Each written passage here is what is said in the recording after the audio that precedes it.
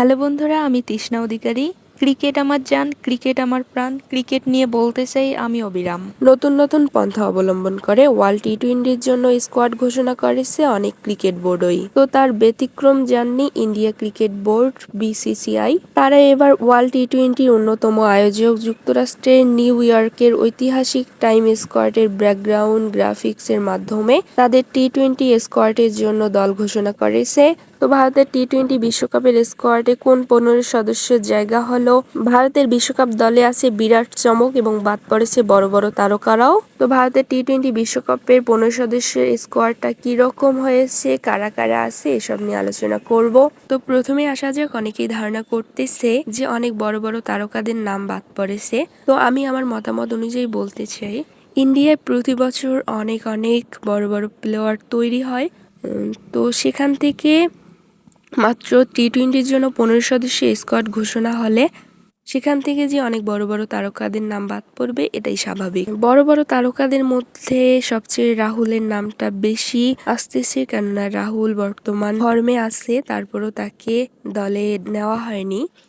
BCCI অবশ্যই world cup জয় করার জন্যই এই স্কোয়াডটা ঘোষণা করেছে এবং কোনো টিম ম্যানেজমেন্টেই চায় না যে তাদের যেই দলটা তারা বিশ্বকাপে পাঠায় সেই দলটা তাদেরকে ফলাফলটা খারাপ দেখ। সবাই ওয়ার্ল্ড কাপ জেতার জন্যই দল গঠন করে এবং মাঠে খেলে। ইন্ডিয়ার বিশ্বকাপ দলে বড় চমক হচ্ছে বিরাট কোহলি। বিরাট কোহলিকে নিয়ে অনেক কথাবার্তা চলছিল যে তাকে এবারে টি-20 বিশ্বকাপ থেকে বাদ দেওয়া হবে, দলে তাকে ডাকা হবে না, সে 15 সদস্যের স্কোয়াডে থাকবে না।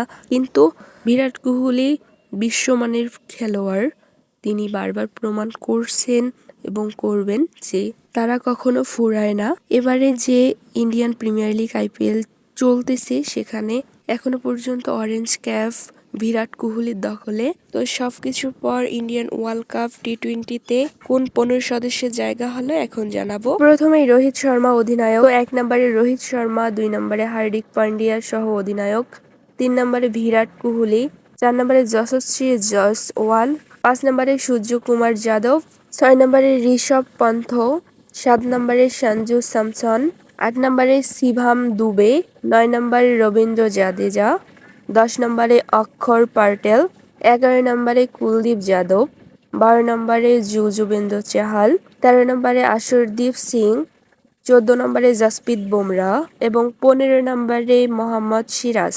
এবং রিজার্ভ রাখা হয়েছে শুভমান গিল, রিঙ্কু সিং, খলিল আহমেদ এবং আভেশ খানকে।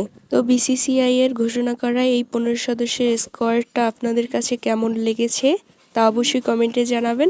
আর নতুন দর্শক হয়ে থাকলে এই ভিডিওগুলো আপনারা যেখান থেকে দেখবেন সেখান থেকে ফলো অথবা সাবস্ক্রাইব করে আমার পাশেই থাকবেন।